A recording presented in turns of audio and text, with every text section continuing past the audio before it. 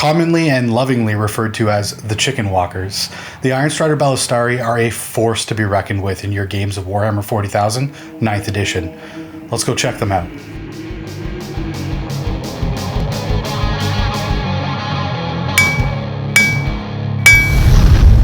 Anvil of War! Let's talk tactics! Hey guys, and welcome back to Anvil of War Gaming. Thanks for joining us today on another episode of Let's Talk Tactics, where we're discussing a very, very awesome unit on the tabletop, the Ironstrider Ballistarii for Adeptus Mechanicus. Now, these guys are all kinds of good, and they've got so many buffs with the 9th edition codex. There's so much flexibility with them. They're super maneuverable. They're an amazing fast attack choice for the Adeptus Mechanicus. So before I do get into the video though, I do want to do a quick reminder. If you guys are enjoying our content, please praise the Omnissiah, hit that subscribe button, let us know you're enjoying it, and we'll continue to make more. Also, if you want to support the channel, you can do so by checking out the web store for our sponsors over at Red Dragon. There is a link to their web store in the video description below, and they support us, so you can support us by supporting them, and then they support us, and it's just all good. And yeah, now we're getting into the Ironstrider Ballistarii. I absolutely love these guys. The aesthetics, I mean, I find that Adeptus Mechanicus is just like that fine line. You either hate the aesthetic or you love the aesthetic. Most people that love the aesthetic went out and bought those models as soon as they released, or that was the first thing that kind of drew them to the faction. And what a great place they are in now. And the Ironstriders are just super cool, unique models. I mean, you got a guy riding on a you've got a servitor that's like strapped in and operating the machinery, but then you got a guy riding on the top of it, firing the weapons and, you know, charging things with taser goads and all these great stuff. But yeah, just super cool model. And yeah, before we get in, I guess we got to talk about their statistics. So they come with a base movement of 10 inches, a weapon skill 3+, ballistic skill 3+, strength 5, toughness 6 wounds, 2 attacks, leadership of 8, and a 3+ save. Now, again, mentioned they are a fast attack choice, and they can be taken from anywhere from 1 to 6 models in a unit. I find that sweet spot is probably going to be that 5 models, just because you're avoiding things like the blast keyword. You're also going to have a lot easier time with coherency and things like that. They have big bases, so it's something to keep in mind. We'll talk a little bit more about that down the line, but they come stock with the twin Cognis autocannon. Now, this is an Assault 6 weapon. It's 48-inch range. It comes with a strength of 7, AP -1, and a damage 2, like a typical autocannon. That's 6 shots, though, and Assault is huge. Now, for some points, I'm possibly going to be changing in the future. I can see these going up, but the twin Cognis autocannon can be swapped out for a twin Cognis las cannon. Now, the las cannon's 48-inch range. It's strength of 9. Oh, sorry, it's assault 2, so 2 shots. Strength 9, AP -3, damage D3 +3. Minimum 4 damage per shot. Amazing. So this thing is going to punch holes in big enemy targets. It's great. And the fact that you have 2 of them on a very maneuverable platform, they're assault. So, I mean, there's some shenanigans to get up to with that. And yeah, I think it's really worth it. Now, I'm not saying that the autocannons aren't a good choice. They are. They're a very good choice. What you're going to be targeting with these things and what they're going to be doing is going to heavily depend on what you choose to equip them with. So keep that in mind. And I wouldn't mix and match. Personally, I think you should stick to one or the other. Now, when we talk about their special rules, they do come with the Doctrina Imperative special rule, which is going to allow you access to some upgrades. Now, this is new to the 9th edition Codex for Adeptus Mechanicus, and it basically benefits all of your Scutari stuff in your army. What they're going to gain is things like the Bulkwork Imperative, where you can give them plus to their armor save. There's a negative side to each one of them, but usually the trade-off's pretty good. Big one for these guys is going to be that +1 ballistic skill. It is -1 weapon skill, but you're not hoping to have these guys in combat unless you are. We'll talk more about that later. But +1 ballistic skill, -1 weapon skill is a fair trade-off. Making these guys hit on a 2+ is very strong. So next up, they have the Bionic special rule. This is giving them a 6+ invulnerable save. always good to have in your back pocket.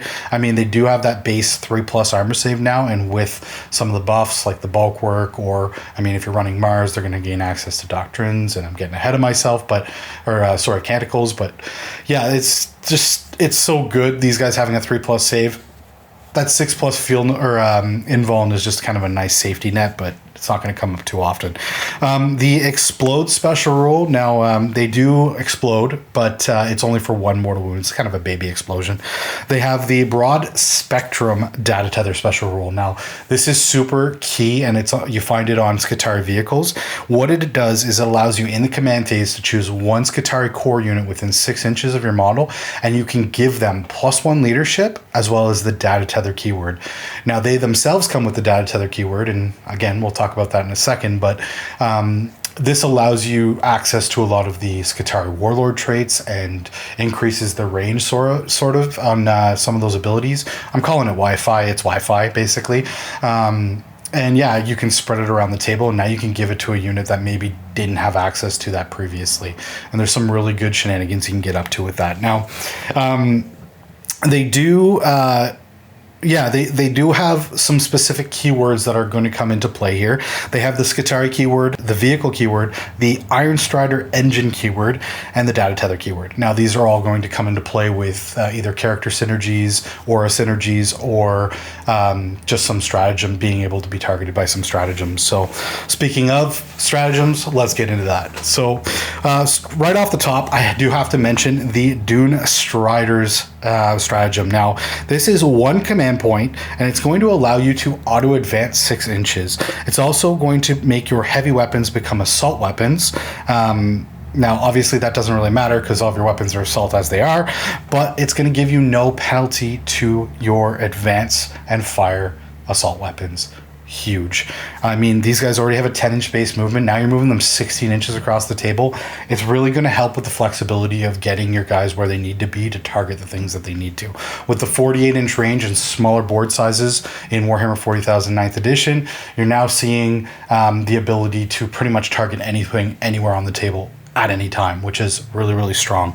Having these things maybe flank around and take out something that's hiding behind some scenery, shoot at maybe a vehicle or something that shoots out of line of sight, looking at Sisters of Battle, basilisks, things like that. You can just you guys get these things in position where they don't care that you're trying to hide.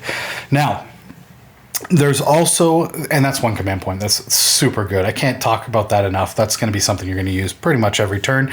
There's the Benevolence of the Omnissiah. Now, this is 1 command point. It's going to grant 1 of your vehicles. You have to choose 1 vehicle, and it's going to get a 4+ feel no pain against mortal wounds. This is really good when you're playing against things like Grey Knights and Thousand Suns. Anything where there's a lot of smite spam going on, where you might have to worry about taking a lot of mortal wounds. Now you can protect 1 of your models and maybe make it harder for your opponent to pluck a few of your models off the table. Instead, you're going to be able to make 1 really durable. Now, there's also the Machine Spirit's Revenge stratagem. Now, this is 1 command point, and it allows you to auto explode. Remember, these guys only do 1 mortal wound. It's 1 command point, but at the same time, it's only a single mortal wound. Now, if it's some crazy situation where you have, say, a character that charged in and you managed to do some wounds back with another unit, he's sitting on 1 command or 1 wound left on a character, big beefy character.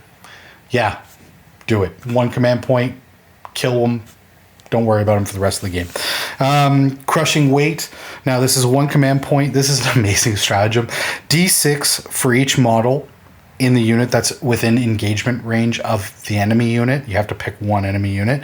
You roll a dice for each model, and on a 2+, you're doing a mortal wound for each model in your unit. So if you take a max 6-man squad and you're really careful with your maneuvering, again, remember the base sizes and everything, but if you get all those guys into engagement range, you can potentially do 6 mortal wounds to your enemy. Obviously, this is going to benefit something like the Dragoons more than the Ironstrider Ballistarii, but it's still very, very good, and it's something you should keep in your back pocket and remember you have, because you never know when that can take a unit off the table or change the tides of battle. So next up, we have the Machine Superiority Stratagem. Now, this is one command point. In the fight phase, it's going to allow your Skitarii unit to gain +1 strength. This is going to put them up to swinging at strength 6 with 2 attacks at weapon skill 3+.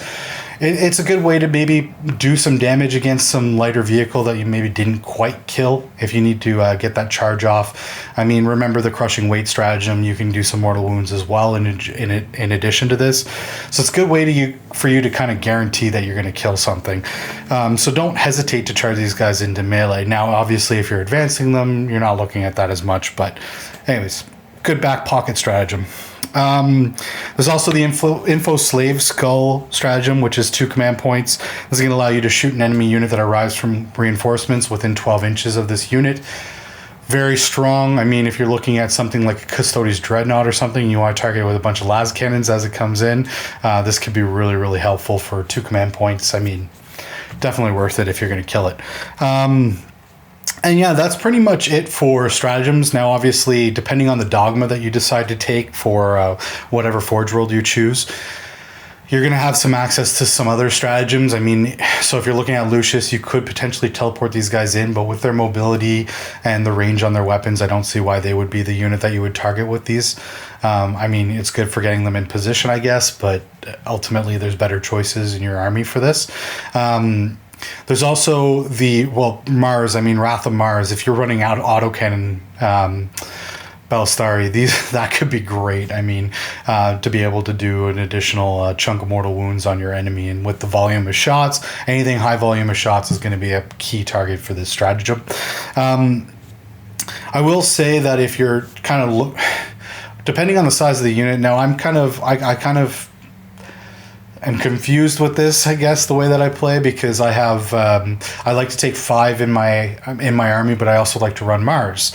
Now, Mars is benefiting from MSU, the minimum sized units, because you're going to want smaller units so that you gain from that reroll that you're getting, the innate rerolls you're getting.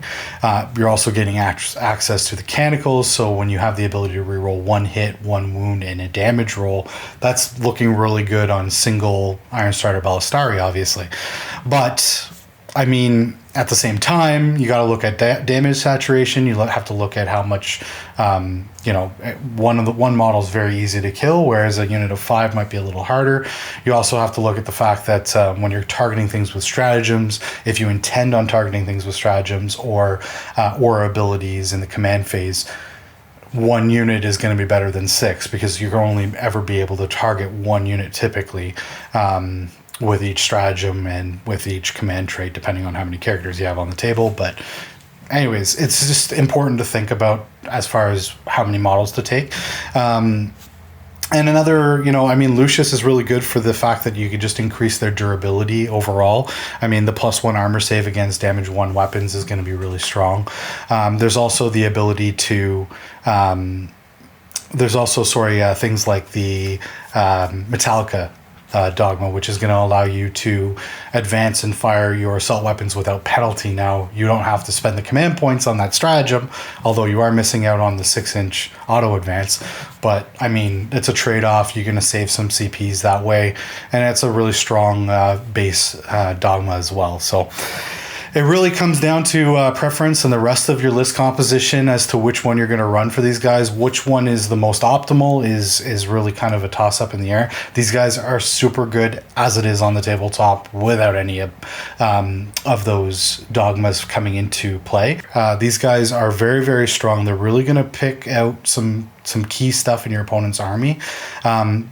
Don't be surprised if your opponent, after a couple games, gets wise to these things and starts throwing a lot of shots at them. So, timing is everything with Adeptus Mechanicus, knowing when to pop your bulk work imperative, knowing when, if you're playing Mars, example of using the Canticles for Shroud Psalm, things like this, making sure that you're playing the terrain, keeping these things out of a line of sight or making them harder for your opponent to have to target in the first early turns. Remember, they have that huge movement.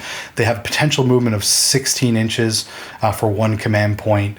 And yeah, they can get anywhere they need to be on the tabletop. So don't be shy to hide them away at the beginning or the early parts of the game. Hope you guys enjoyed watching. Hope you learned some stuff. And if you guys have something that I missed, don't hesitate to comment in the comment section below. Thanks again, guys, and stay tuned for the next one. Sponsored by